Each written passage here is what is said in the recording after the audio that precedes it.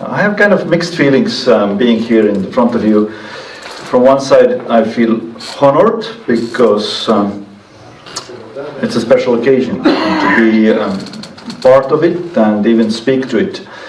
But from the other side, I feel kind of strange because who am I to come and speak about war and integrity in war when I have not been there. I have just done a little bit helping Ukrainian refugees coming to my country and listening to their stories and trying to help them in practical ways. And this is what I've done.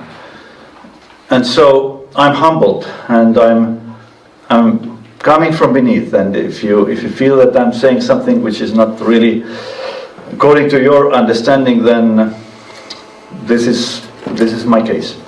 But I would say our country, Estonia, and people of Estonia, and even the churches, we have tried to do something at least. We have tried to do our best, which is not probably the best in absolute sense, but we have tried to do something. And there are lots of questions raising from our tribe. For instance, and these are related to integrity. How much can we enjoy life right now in our free society of Estonia when there is a battlefield in Ukraine? Or how much more should we give away to support our suffering little brothers, as Jesus says? Jesus says that he embodies himself in these little ones who are suffering. And in these questions, I come to the point where this text, what is under there, is kind of difficult, painful. That when we know what to do, and we don't do it, when really we can say that it's sin, we're sinning, and it's integrity question. And if I would say, when I realize that, when we face it, we come to the point where we kind of identify ourselves, or we could identify ourselves with the former military wounded soldier Ignatius Loyola, who came back from the battles and went to confession and realized that he has to list all his sins. And then he realized that the list of the sins was endless. He realized that he does not have ability to write them all down because there may be more, there may be more.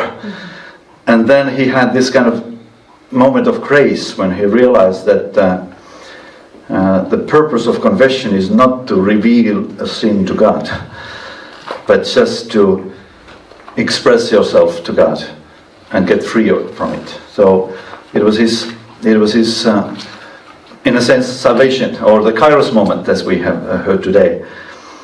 And I want to confess a couple of sins from Estonia, as far as integrity is concerned.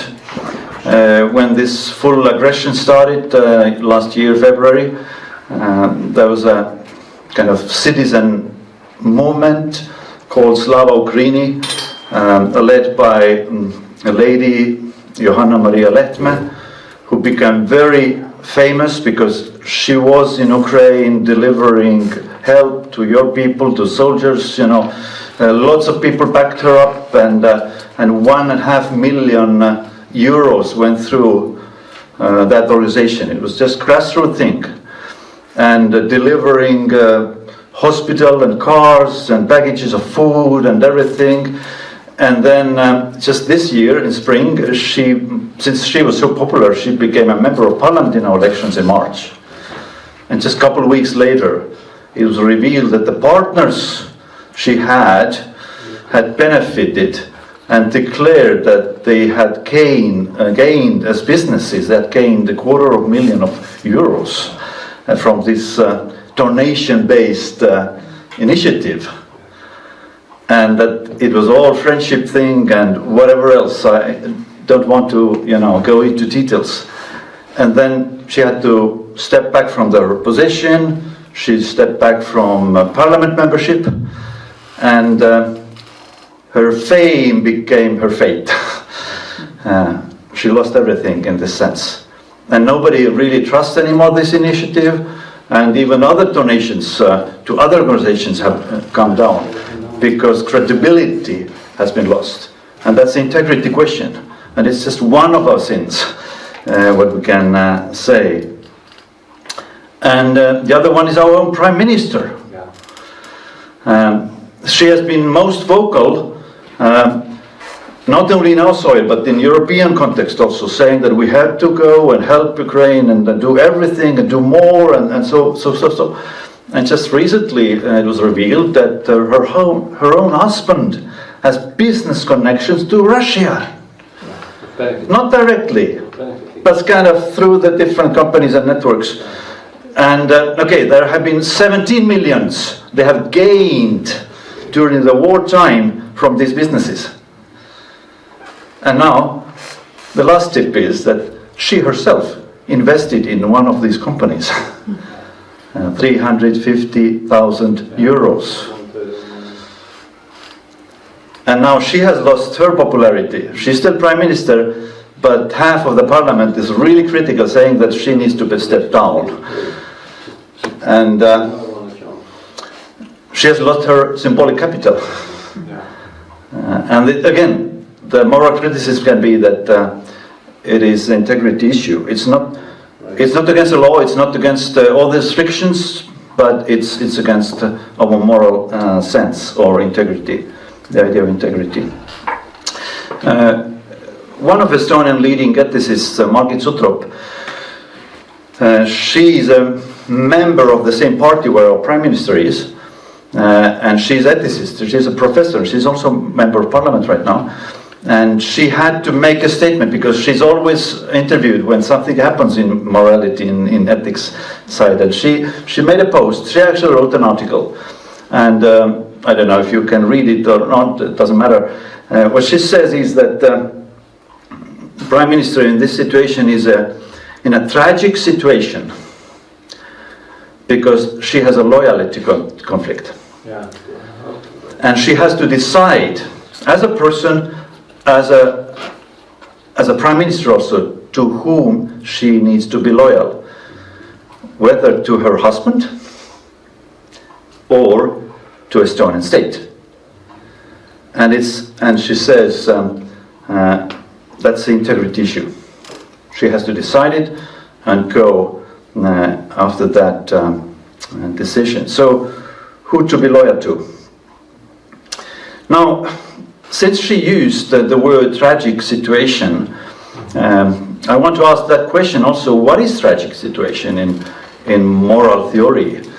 And it goes back to ancient Greek drama and plays like Sophocles and Euripides, who have written pieces like King Oedipus, maybe you have read that.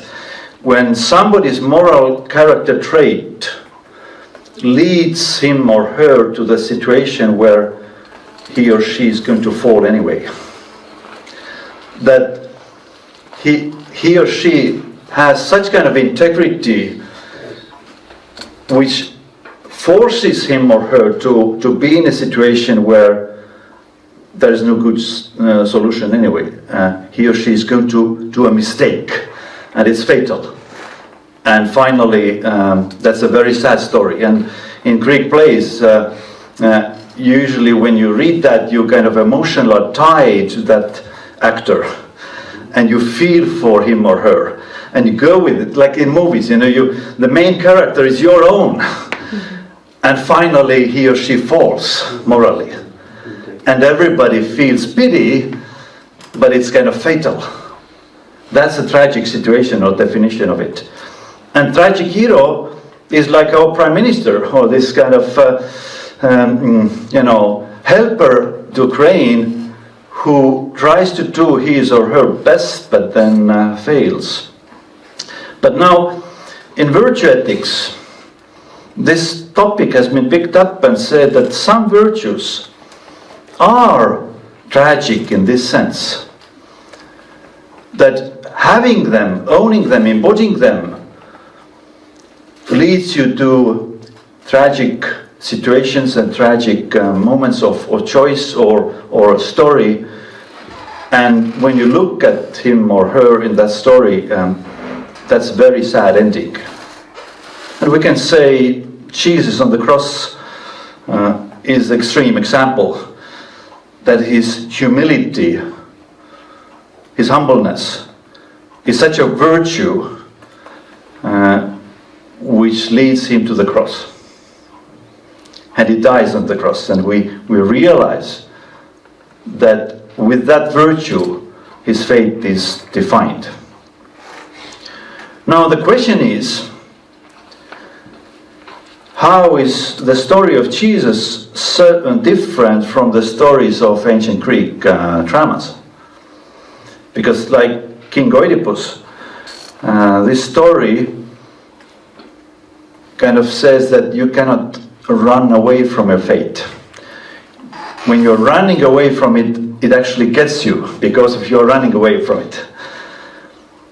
And the question is, are we living, or is integrity living in the story of fate or in the story of faith? Because in Jesus' case, we realize that the very tragic virtue of humility is actually the only weapon he can beat Satan. Because there's many things what Satan can do, but he cannot be humble. And the cross of Christ is overcoming evil by the weapon which is tragic, self-sacrificial, but the only thing which helps. So the death of Christ, in a sense, is a victory of faith, and not the tragedy of fate. And we know from movies, we know from literature, also similar stories. Just Schindler's List is a good example. You have all probably seen it. You know, when your character demands something and you go and you sacrifice a lot. But remember the last scenes of that movie. When you have saved one, you have saved the world. You know, and you realize you could always do more. Your sin, the list of sins can be continued. But in a sense, you have redeemed also the world by that. And it's interesting, Hebrew 11 says that the faith is actually confidence on something we don't see, but we're confident about it. It's our conviction that we live by it. And now it takes really a nerve which should not fail. I don't know if you have read Edwin Friedman's Failure of Nerve, but it really tells that faith demands, it's a Jewish rabbi actually, a therapist, but faith demands that we don't fail in our nerve. We go with that faith. And just one example of it, I said I've been trying to provide pastoral counseling to Ukrainian refugees, and I think it was probably last fall, maybe a little more than a year ago, there was a family who came from Kherson to our town, and I met them and started to talk to this husband. He was probably in my age, around that, and he told that he was a school teacher, he was a history teacher, and when Kherson was taken by Russians, he was forced to teach another version of history. And he said he could not do it. And then he said two things to me, which really caught me. One was that he was shocked how many teachers in the school were ready to compromise. They were ready to keep their positions because their families and homes and everything, and just continue to teaching, but different curriculum. But he said he could not do it. He was not a believer in our sense, but God-fearing. And then he asked me to pray for him and talk, because he said he came from Kherson because of occupation. He came through Russia to our Estonian border, and then came to my city, and so he's safe, his family is safe, but he says, I need to decide if I stay here or I go back to Ukraine, through Baltics and Poland to the western side. And the next time, a couple of days later, we meet, and he says, we have decided that they'll go back.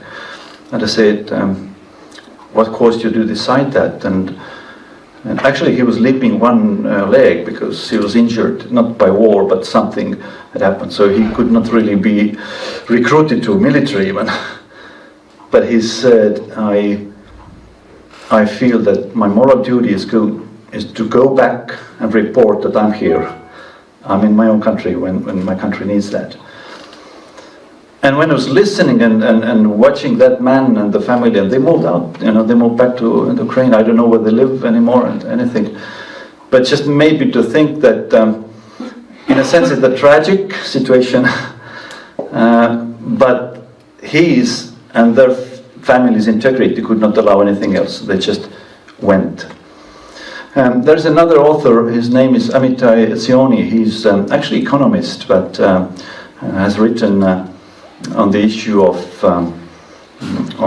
contemporary kind of lifestyle, and saying that happiness is a wrong metric to measure if we act right or not. And the kind of simple example he brings is that when my brother is in hospital and I need to go to see him, and at the same evening there is a nice jazz concert. He had another one, but we like jazz. Then I would like to go to concert. It would bring me happiness. But the right thing is to go and visit my brother. And so he brings us back to that moral duty which is growing out not from the principle. We have talked about that. The principles, we cannot force anybody to do that. But from inner being, we realize what is right thing to do. And it grows our integrity. Now, I would also stop for 3 minutes maybe, and ask you in tables to share where you have seen this integrity challenged in our European Baptistic, very faithful Baptistic communities, to whom to be loyal to. I don't know if you understand the question, but talk, at least talk. Okay, I hope we would have more time, or the question and answer time also later, when you can give me some feedback, but I thought I would bring in also one Russian voice here, and this is Kari Gasparov, who has very well expressed that the war is not chess, where you can kind of play to draw. And he has said, in times like these, you have to make a choice. And this is not easy. This is a tragic choice, not only for him, but for many. And there are many questions rising from that dilemma when we cannot draw. Why there are some people or churches or unions who try to draw, and how it's possible, and so many other issues which come out from it. How can we remain faithful and truthful and united, and all these issues up to the loving your enemy? These are the questions which should be discussed but not answered. And since our title of the conference has also truth, I thought I would bring one quote also from Stanley Hauerwas, who says that the first casualty of war is actually truth, because if there is a battle which demands lives, then we need to convince our people that these lives are sacrificed for the right purpose. But very often it's not so. Or we just try to justify things. And this is not right, or it may not be truthful. So we end up in a question, what I should probably have asked in the very beginning, what is integrity then? And I would say integrity is not intellectual achievement, or that we got the theological answers right. And it's not artistic achievement, where you accomplish something and you say, it's done. But it's kind of virtuous life story. You live it. And you constantly are in a choice. You cannot be integrity in this sense that I've done it. It's like loving my wife. Tomorrow I need to love her again. I cannot love her away, you know. And this is, I'm in the process of being, and we are all in a sense recovering in our Pharisaic life. We are not integrity fully. But it's a complex virtue, and it has so many aspects. There are listed many aspects. You want to be one whole, but you want to live that life also, the story of life, which would tell a story of one whole. And then you want your relationships to be such a way that they impact people positively. And this is what Henry Cloud claims, that it's not achievement, it's also the impact you leave, or the footsteps you leave behind in other people's stories.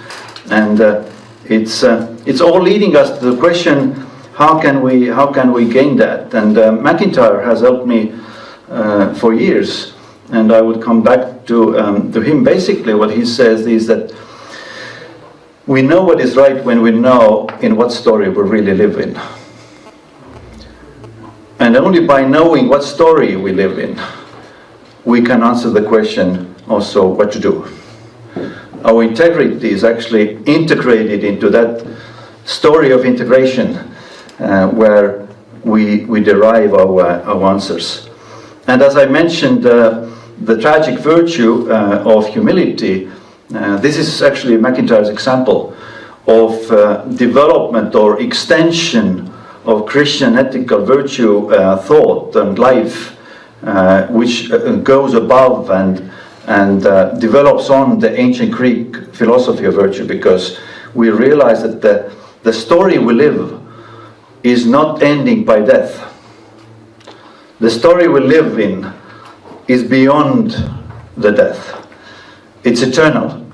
And in that perspective, humility as a tragic virtue from human perspective may become really something we say, this is exactly why we follow Christ, because we live in eternal perspective, not the temporary perspective, if you understand what I mean. And we overcome evil by these virtues, which are in human perspective kind of tragic, but in godly perspective or eternal perspective become powerful tools of victory. And so, by moving in time, we realize more and more what does it mean to be living in integrity. And I liked, Alexander, when you said that maybe a year ago you had more answers than today, because our experience also teaches us what does it mean to be one integrated whole in faith and in morality and so forth. So MacIntyre said that integrity is a catalogue of virtues which require us to live in such a way which is a blessing for us and for our communities, and we realize what does it mean to live together in good life. Now, to conclude, I want to come to Bible and say that actually Bible, from one perspective, if we take that perspective, we can say this is exactly the story, integrated story, telling us what does it mean to have integrity. I don't know if you have ever read Bible from these lenses, but from the very beginning to the very end, it teaches us what does it mean to live and embody integrity life. I put 3 pictures here, stories. The first icon, actually it's a Moscow icon from 18th century, I think, and it's 3 men in the stove of Book of Daniel. You know, they did not bow.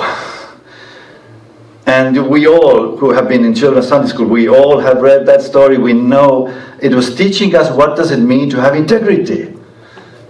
And I really like that story because it says, God will save us, but if He doesn't, we still don't bow. You know. And then Job,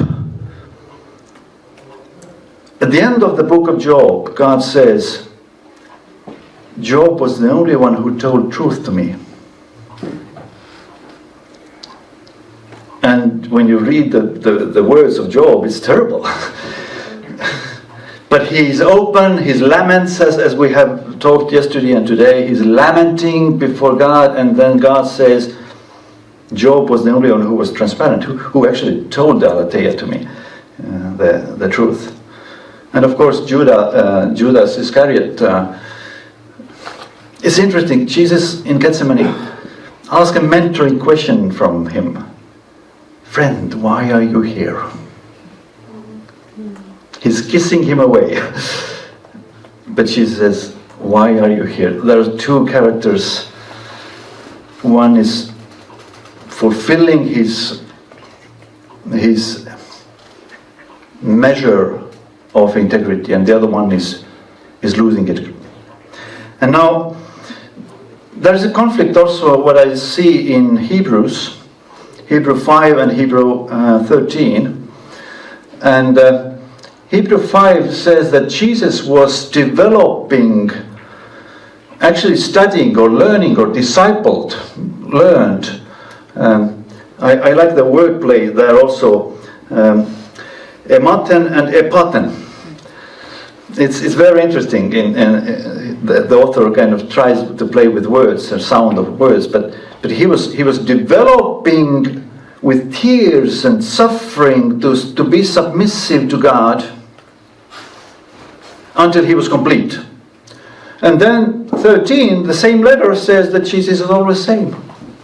Yesterday and today and forever. So which one is right? Is Jesus developing, or is Jesus always the same? And where I'm right now, it seems to me that integrity was not given to him, but he had to reach it. He had to learn what does it mean to embody integrity, to kiss Judah in the Gethsemane and say, brother or friend, how and why are you here?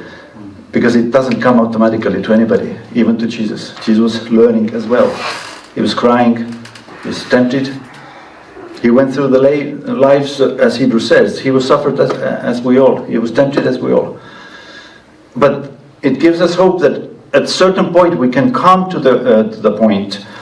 And it is interesting that the same passage says that remember your leaders who spoke to the word of God, consider their outcome of life. It's interesting, outcome of his life or their life, and imitate their faith. So there could be a person who is old, who has lived well, and we can say, yeah, we can imitate that because he or she has had integrity, has lived it out, and we can say, this is example for us. And you probably have seen The Passion of Christ. That's a picture of that movie. Sorry, with this kind of polite. But I was searching for a photo because Jesus, when he has suffered it all through, and he has reached that integrity, and now he's ready to go and die for all of us. In Gethsemane, Peter takes the sword, and Jesus is healing. He's like a Geneva Convention prophetic actor, saying that, okay, here's somebody who is wounded. He's my enemy, but I can heal him. You know, he's a paramedic of the war, being at the same time target, and says, I can't not love. I just have to do it. Even you are the one who is arresting me. It's above my mind. It's blowing my mind. But this is probably integrity of loving in its full sense. And my last picture is actually taking me back to my family history. My grandfather and grandmother, they had 11 children altogether. One of them, the last ones, was my dad. But they lived not very far from Russian border. And there's a river between Estonia and Russia, and so there's only one bridge, and all these trains had to be taken over that bridge. And when Nazis were there, they were deporting Jews, and they were hungry because they were taken, you know, for days and weeks, and they were in trains like animals. Nobody was allowed to go to these trains. But my aunt, who died just last year, she told me one of the last stories. She told me that the lesson she learned was when she was a little girl. My grandpa said to her and her sister that, now take that basket of food and just go and bring the food to these hungry Jews. And now she says, they go, and they know that they could be shot, you know. But they go boldly because the Papa said, go. And now she says, she remembers exactly how they go to the railway, and there is a German guard with weapon and everything. And he sees them coming, and he turns away.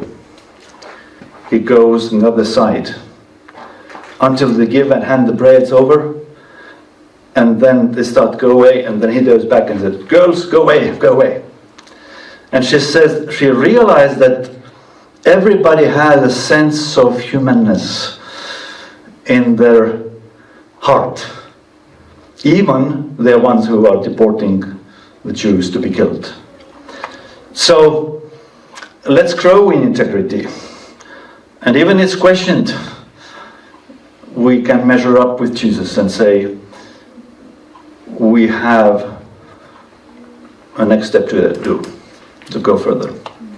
That's all I wanted to share right now.